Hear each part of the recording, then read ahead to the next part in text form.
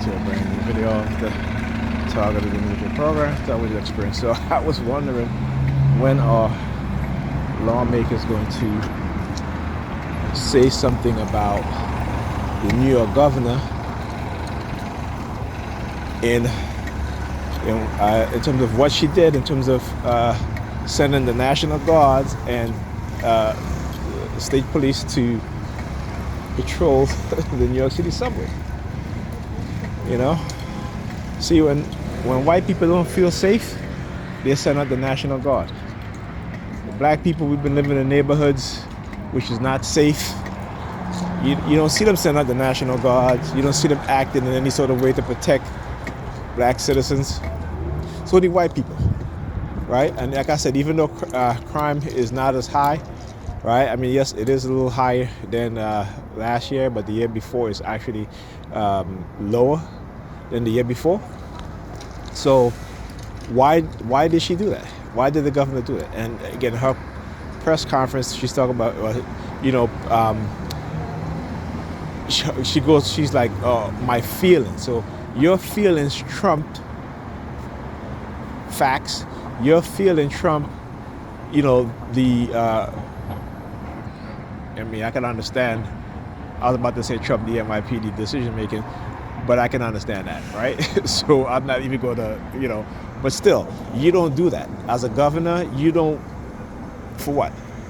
But I want you to understand that as a black person, as a TI, when I look at things like this, right? Not only am I as a TI, but I'm a black person, right? And as a black man, and I've lived through seeing how, right, white politicians, white governors, white mayors, will go not even the extra mile, but I'm talking about the extra mile, right? When white people are negatively affected by certain things such as crime or natural disasters, or pandemics. But when it comes to black people, it's non-existent. They don't go the extra miles, and I talk about this all the time. We see in white communities that have been hit hard by meth, how the government respond, not just the state government, but the U.S. government, how they respond, right? And they respond in a way as not criminalizing meth users, right? Also, less prison time for white dealers who deal meth. Okay, I think I thought about a young kid, 9 years old. He knows his mother uses drugs. So he took her a bag of drugs underneath her dresser, which is very dangerous because it was meth in it. It was a lot of meth. And we know that meth is like, if there's any sort of residue powder, and he's 9 years old as a child, he could have died. But anyway, he called the cops. Right? They came, took the mother in, and guess what? The police sergeant said that this was the biggest bust they've ever had where it was. The biggest in history, right? The biggest drug bust. This white woman. Guess what? She didn't spend she didn't get sentenced. You know what they sent her? What they did? They gave her they sent her to a treatment facility. Right? When black people were dying of crack overdose, right? They were locking up black people who were using it, right? And they were giving them some of the most harshest sentence. So again, when I talk about these technologies, particularly silent sound, and what it can do, manipulating our mind, manipulating our emotions, right? Because every single day in America, white people constantly say to us, F you, in our faces,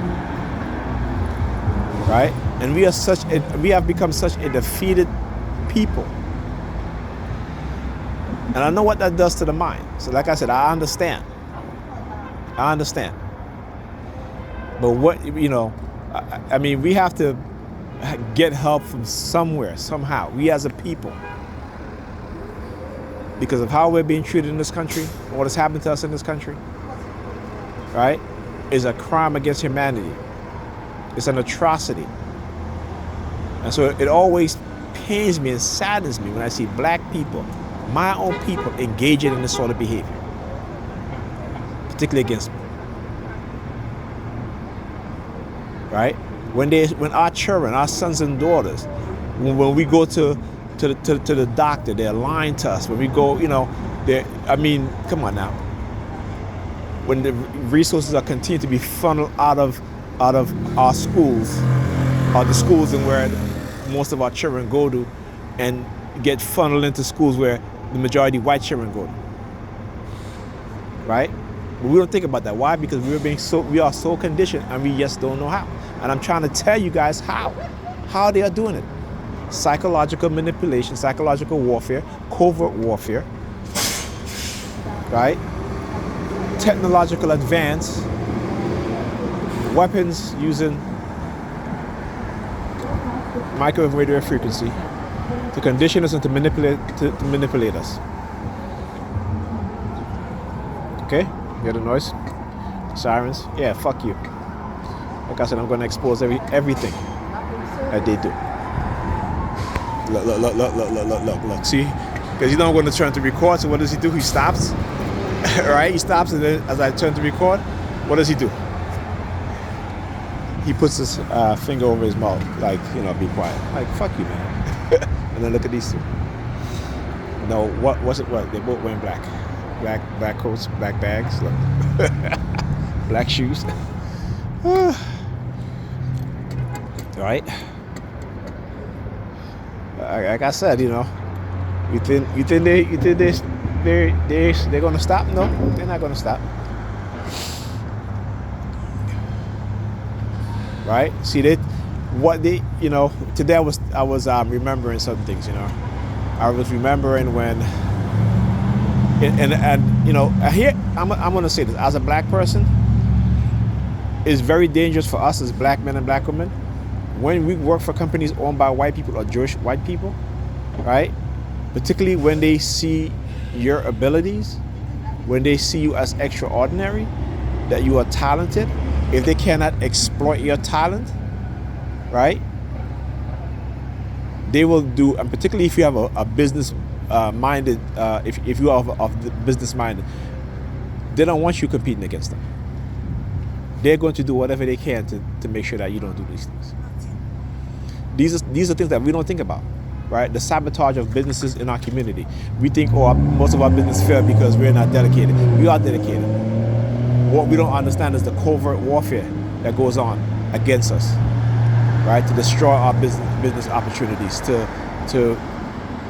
destroy us, all right? Our mindset, our intelligence.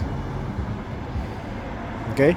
Because if they cannot use you and your talent for their benefit, for exploitation, they'll seek to destroy you. And I'm gonna give you another example. I'll give you an example. Right? Most rappers today, right, are going independent. Over the past couple of years, how many independent rap artists have been killed? It's some of the most senseless killing. And we look at it like, but we don't quite understand that there's something bigger behind it. Okay? There's something bigger behind it. If they cannot exploit you for your talents, they can't profit off of your talents, they're going to make sure that you don't profit off of your own talents. Okay? But like I said, don't listen to me. I'm the crazy guy. I'm the guy walking around with a camera, trying to show you guys the psychological operation, trying to show you guys how to manipulate people into engaging in such behavior. Right? And these very same people, when you tell them about the advances in technology, they don't believe it. They do not believe it. Right? You can be slapping them right in their face. They don't believe it. Let me tell you a joke. So, it's like, I remember, what was it? It was all right, so, you know what? I'm not going to tell that joke. It's funny, but I'm not going to tell it. It's a little, you know, it's not a joke. I want to use to make the point. I'll find I'll find something else to make the point. But you guys know what I'm saying, right? When you put the truth in their face, they can't see it. They don't want to see it. Talk to you guys in the next video.